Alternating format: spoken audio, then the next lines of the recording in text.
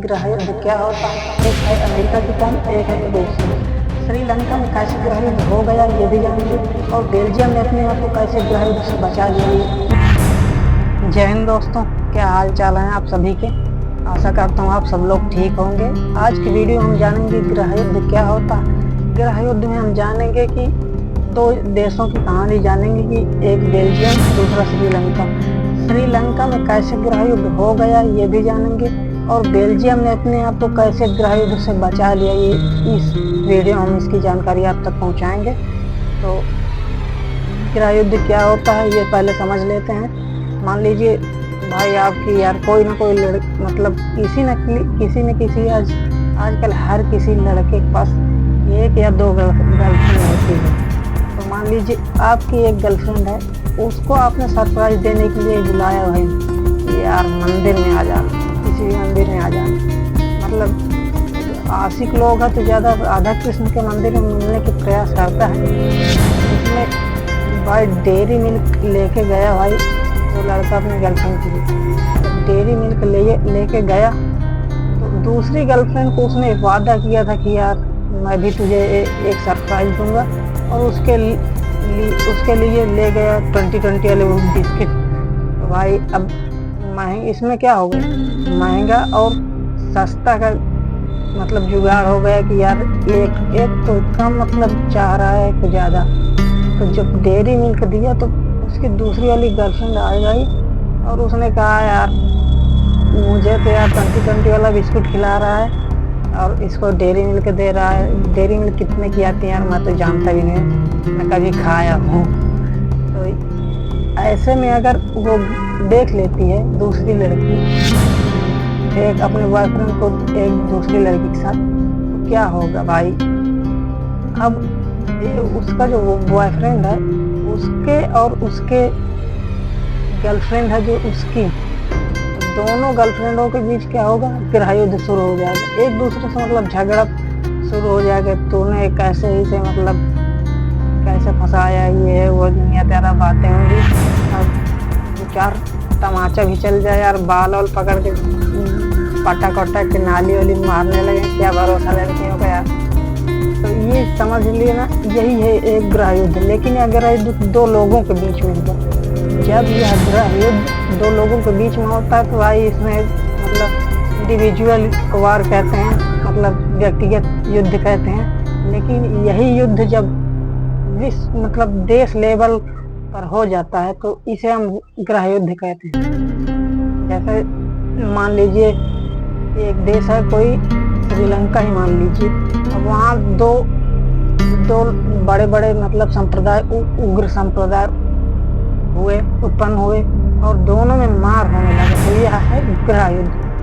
ग्रह युद्ध में हम दो देशों की चर्चा कर लेते हैं। दो देशों की चर्चा करने से पहले हम जान लेंगे कि कैसे यार ग्रह युद्ध से एक देश ने खुद को बचा लिया, कैसे एक देश ग्रह युद्ध में चला गया, ग्रह युद्ध को अपने आप से बचा नहीं पाया। तो इसमें सबसे पहले हम बात कर लेते हैं बेल्जियम की। बेल्जियम यूरोप में स्थित एक देश है। यूरोप में स्थित एक देश है बेल्जियम। उसमें दो भाषा ज़्यादातर लोग बोलते थे। एक है डच। डचों की संख्या बहुत अधिक थी, मतलब 59% के करीब थी। और फ्रेंच भाषी लोग रहते थे, उनकी संख्या बहुत ही कम थी। तो उनकी संख्या लगभग 40% थी। 1% कुछ जर्मन वाले लोग रहते थे उसी में, सब बेल्जियम देश में। इसकी राजधानी है ब्रुसेल्स राजधानी है इसकी। तो अब क्या हुआ, जर्मन तो मतलब जर्मन की तो मतलब युद्ध में बात ही नहीं होगी।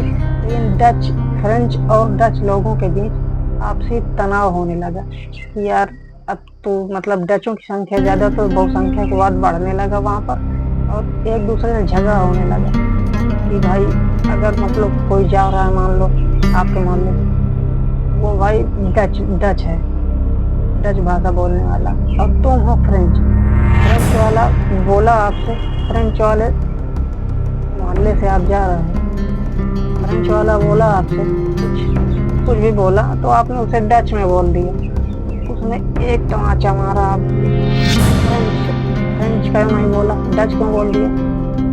इस तरह की छोटी छोटी लड़ाइयाँ होने लगी। लड़ाइयाँ होने के बाद मतलब यह बहुत ही उग्र होने लगा। तो इसमें क्या हुआ, अब इसमें गृह युद्ध की स्थिति उत्पन्न होने लगी। गृह युद्ध की स्थिति उत्पन्न होने लगी कि भाई अब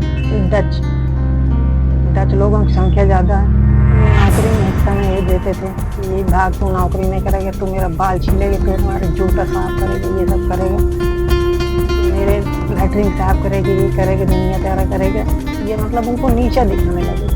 इन सब कारणों की वजह से यह युद्ध बढ़ने लगा। लेकिन कुछ समय के बाद वहाँ की सरकार ने सोचा यार इस तरह से गृह युद्ध होने लगे, तो वहाँ की सरकार ने क्या किया, डच और फ्रेंच को बराबर अधिकार देने लगे कि भाई तुम जाओ यार सरकारी नौकरी में, तुम्हें 50% आरक्षण दे देते हैं और तुम्हें 50% देते हैं। सबको बराबर छूट रहेगी सर, हर कोई मतलब अच्छी जॉब कर सकता है। और वहाँ शक्ति का विभाजन हो गया। केंद्र सरकार जहाँ वहाँ की थी, केंद्र सरकार में भी वही डच फ्रेंच दोनों को बराबर हिस्सा दिया गया, और जब राज्य सरकार थी वहाँ भी बराबर हिस्सा दिया गया। तो इस तरह वहाँ की सरकार ने सोचकर वहाँ अपने देश में गृह युद्ध होने से बचा लिया खुद को। लेकिन श्रीलंका की सरकार ऐसा नहीं कर सकी। श्रीलंका देखो भाई भारत के नीचे, मतलब एशिया में ही आता है, भारत के नीचे है, वही है श्रीलंका। श्रीलंका एक मतलब चारों ओर से समुद्र से घिरा एक द्वीप है। तो यहाँ क्या हुआ, यहाँ सिंगली बौद्ध की संख्या बहुत ज़्यादा थी। देखो भाई जब आपने अशोक का नाम तो सुना, अशोक ने अपने बेटा और बेटी को श्रीलंका भेजा कि वहाँ जाओ बौद्ध धर्म का प्रचार करो। तो वहाँ सिंगली बौद्ध की संख्या बहुत अधिक है। लेकिन वहीं तमिलनाडु भारत का एक राज्य है। तमिलनाडु के हिस्से श्रीलंका से बहुत मिलता जुलता है। तमिलनाडु जब श्रीलंका से मिलता जुलता तो वहाँ के लोग आते जाते रहते हैं व्यापार करने के लिए। लेकिन वहाँ के जो मतलब व्यापारी थे, बिजनेस करने आ गए थे श्रीलंका में जब बिजनेस करने आ गए तो वहीं बस गए थे। उनकी मतलब जनसंख्या बहुत ही कम थी। जब उनकी जनसंख्या कम थी तो अब सिंगली बौद्ध पर अत्याचार करने लगे।